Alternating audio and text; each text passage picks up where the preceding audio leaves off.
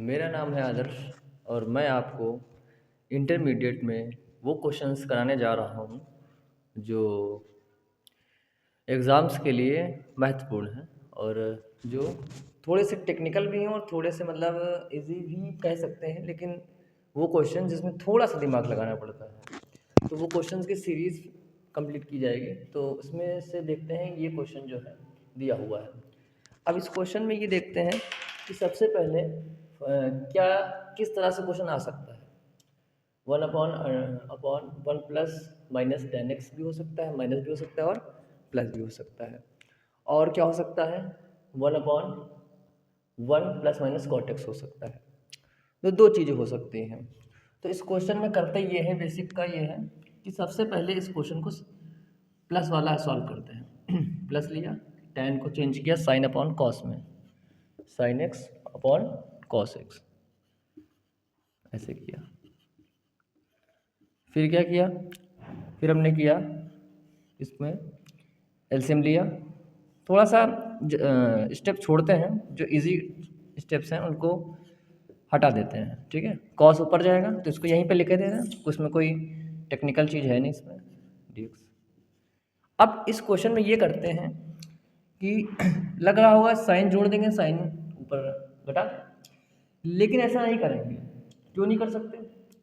अगर यहाँ पर हमने साइन एक्स हटा दिया, जोड़ दिया, तो फिर साइन आ जाएगा ऊपर और फिर चीज़ें सॉल्व नहीं होंगी। तो इस क्वेश्चन में ये करते हैं, जो कॉस है ना, इसको ब्रेक करते हैं। अब जैसे इसका डिफ्रेंशिएट हमें करना है, हमें पता है कि इसको हम सब्स्टिट्यूट करेंगे और इसको टी मानेंगे। अब टी मानने में ये देखेंगे कि क्या इसका डिफ्रेंशिएशन ऊपर बन सकता है। तो हम लोग इसको बनाने का प्रयास करेंगे और साइन जोड़ देंगे। अगर डायरेक्ट साइन जोड़ा साइन घटाया तो उससे चीज़ें फिर एक साइन एक्स्ट्रा बच जाएगा, वो हमें करना नहीं है। तो इस क्वेश्चन में पर्टिकुलर ये करते हैं कि टू से मल्टीप्लाई और टू से डिवाइड करते हैं, ठीक है। फिर क्या करेंगे, वन बाई टू, ये कॉस एक्स है ना, इसको लिखेंगे cos x plus cos x लिखेंगे, ऐसे ऐसे। अब हम लोग साइन ऐड करेंगे, साइन सब्ट्रैक्ट करेंगे। अब जाहिर सी बात है, स्टेप छोड़ देते हैं, यहाँ जोड़ने से अच्छा है कॉस थोड़ा हटा देते हैं और साइन जोड़ते हैं और साइन को ऐसे घटा देते हैं। कोई दिक्कत है? कोई दिक्कत नहीं। अब इसको डिस्ट्रीब्यूट करते हैं, अलग अलग करते हैं इसको, है ना। तो वन बाई टू इसके साथ अलग किया, cos x plus sine x.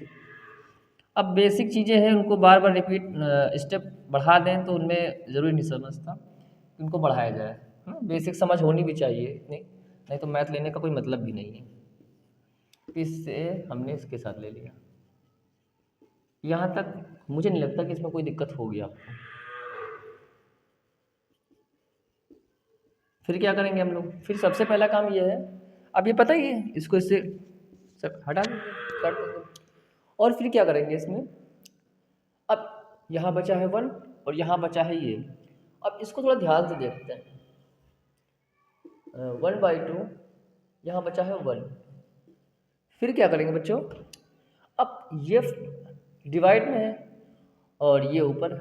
अब देखिए कि इसको टी मानने से ये सब्स्टिट्यूट हो रहा है, देखते हैं। वन प्लस, अब इसको हमने जो इसका ये है, इसको टी मान लिया हमने, टी माना, अब लिखा है cos x minus sine x.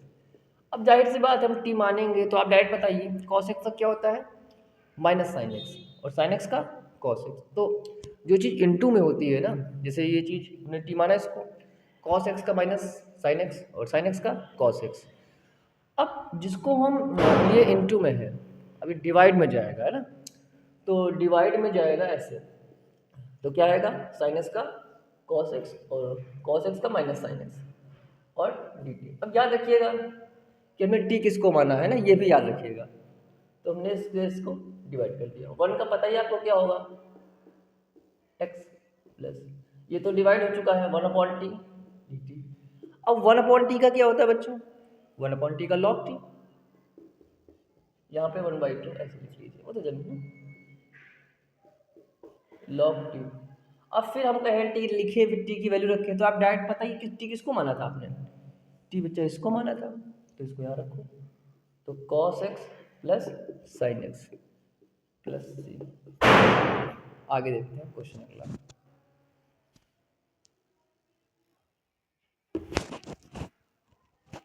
देखिए अगला क्वेश्चन देखते हैं, उसी सीरीज को स्टार्ट करते हैं।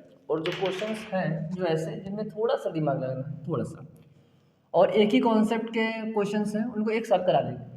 तो सबसे पहले ये देखते हैं, ऊपर tan है, अगर tan है क्वेश्चन में तो sec स्क्वायर जरूर होना चाहिए, ठीक है। तो क्योंकि आप लोग जानते ही हैं tan को t मानेंगे तो tan का डिफ्रेंशिएशन करेंगे, और tan का डिफ्रेंशिएशन क्या होता है, sec स्क्वायर x। फिर जो है उसको सब्स्टिट्यूट करेंगे। तो सबसे पहले हम लोग क्या करते हैं कि अगर ये साइन दिख जाए तो साइन को tan बनाने का क्या प्रयास करिए। तो क्या करेंगे हम, साइन एक्स है, कॉस से गुणा, कॉस से भाग, ठीक है। तो sine x upon cos x ऐसे कर दिया। फिर यहाँ पर कॉस है ही, तो जब डिवाइड किया है तो मल्टीप्लाई करना पड़ेगा, तो cos square x. Sine upon cos क्या होता है, tan एक्स। तो यहाँ पर लिखा हमने tan एक्स। अब जनरल सी बात है, यो कॉस स्क्वायर अपॉन में है, इनटू में है, ऊपर जाएगा सेक स्क्वायर एक्स होगा। फिर क्या करेंगे इसमें, फिर देखिए अब यहाँ पर रूट टेन है, जैसे आपने देखा होगा रूट एक्स है अपॉन एक्स है, तो एक्स का मतलब होता है root X into root X, एक रूट कट जाता है ना। तो वही काम करेंगे, तो एक हमने काटा और यहाँ एक रूट बच गया, ठीक। टेन का मतलब रूट एक्स ना, तो नीचे हुआ देखो वही फॉर्मेशन बन गई कि एक tan है ऊपर सेक स्क्वायर। अगर tan है तो सेक स्क्वायर बनाया करिए, सोचिए सेक स्क्वायर कैसे बनेगा। अब इस tan x को t मान लेंगे, तो tan x को t मान लिया। अब मानने की क्या बात है, tan का होता है डिफरेंशिएशन सेक स्क्वायर x और dt बाई dx। तो dx की वैल्यू निकालेंगे सेक 1/सेक स्क्वायर dt। मैंने बताया था ना कि जिसका डिफरेंशिएशन इनटू में आता है वो डिवाइड में जाता है। जैसे अभी log x होता है तो 1/x है, और 1/x क्या है, डिवाइड में है, तो किस में जाएगा, इनटू में जाएगा, है ना। तो देखो, तो sec square X root T और ये 1/सेक स्क्वायर एक्स डी टी, ये इससे कैंसिल हो जाएगा। अब बराबर लगा लेना, ये बेसिक चीज़ है, इसमें क्या भी लगा है, ठीक है। अब देखिए 1/√t, अब आपको डायरेक्ट याद ही होना चाहिए कि रूट टी का क्या होता है। रूट टी का होता है 2√t, कुछ नहीं करना, और टी की वैल्यू रखेंगे tan x, कुछ करना ही नहीं बच्चा। और सी तो लगाते ही, हर क्वेश्चन में सी लगाएंगे हम लोग, क्योंकि सी क्यों लगाते हैं ये भी हम बताएंगे आपको, ठीक है। चलिए इसको नोट करिए।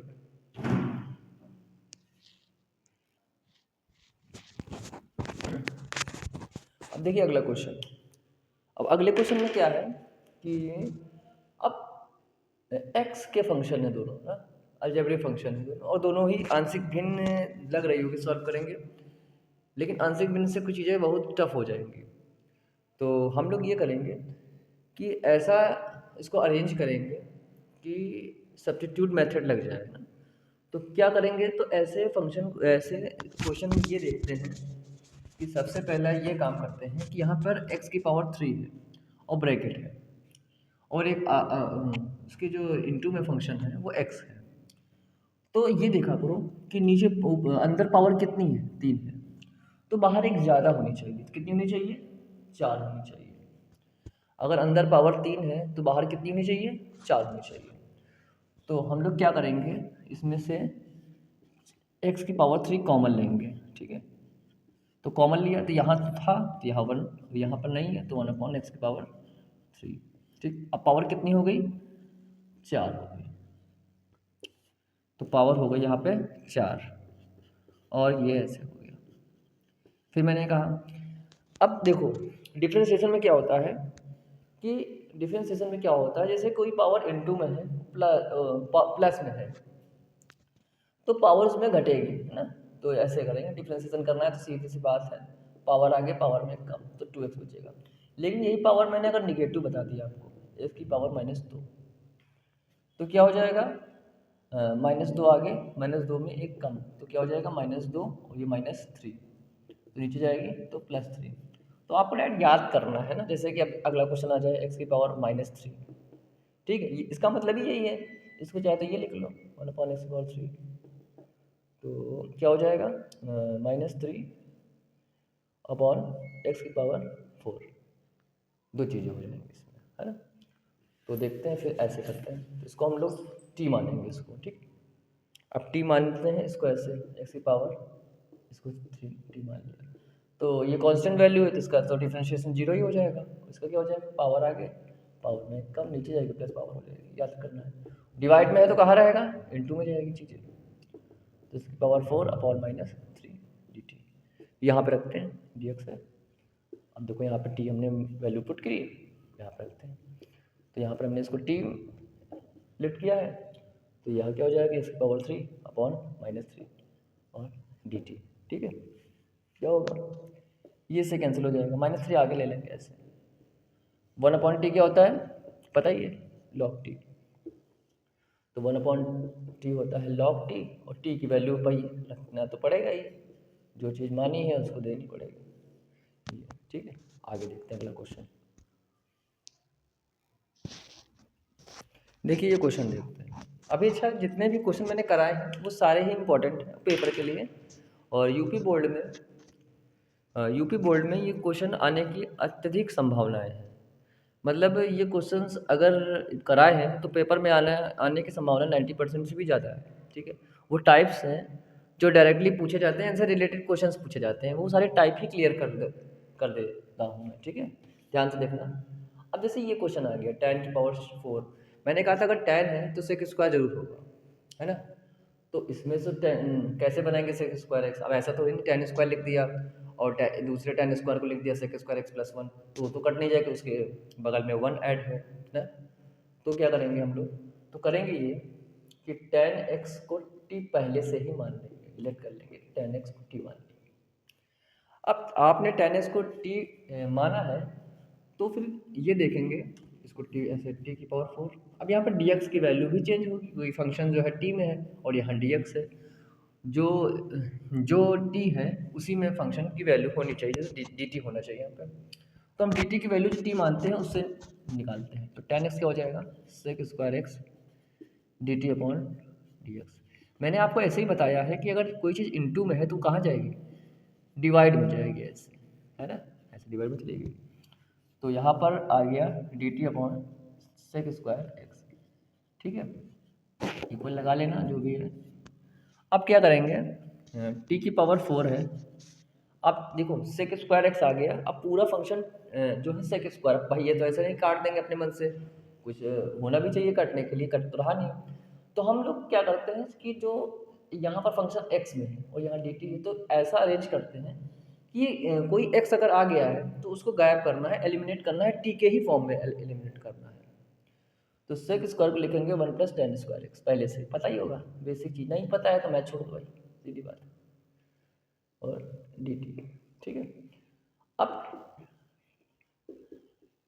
tan x की वैल्यू है t, यहाँ पर रख दो, ठीक है। अगर ये चीज़ें नहीं पता है तो आप पढ़ना बंद कर दीजिए ना। tan x को अगर नहीं मालूम है कि sec square 1+tan square x होता है, ये चीज़ नहीं पता है, तो भाई पढ़ाई तो छोड़नी पड़ेगी ना आपको, क्योंकि ये सब बताने कोई बैठेगा नहीं यहाँ पर। अब अलग अलग कर लो बच्चे, इसके साथ अलग और इसके साथ अलग। मैंने बताया था कि अलजेब्रिक फंक्शन में क्या होता है कि ये होता है अंश, ये होता है हर, ठीक है। तो अंश की पावर हमेशा छोटी होनी चाहिए हर की पावर से।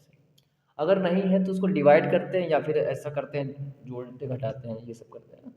हमेशा f(x) की वैल्यू g(x) से छोटी होनी चाहिए, ये ऐसे हो गया, अलग कर लिया इसके साथ, ठीक है।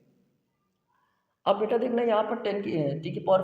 अब ये भी सब बताने वाली बात तो है नहीं, जैसे देखोगे तुरंत यही आना ही चाहिए, नहीं है तो भाई अक्टूबर चल रहा है, रिवीजन क्लास है ये ना, कोई ऐसा तो है नहीं कि एक एक चीज़ें रिवीजन कराई जाएगी ना, बेसिक चीज़ें तो पता होनी ही चाहिए।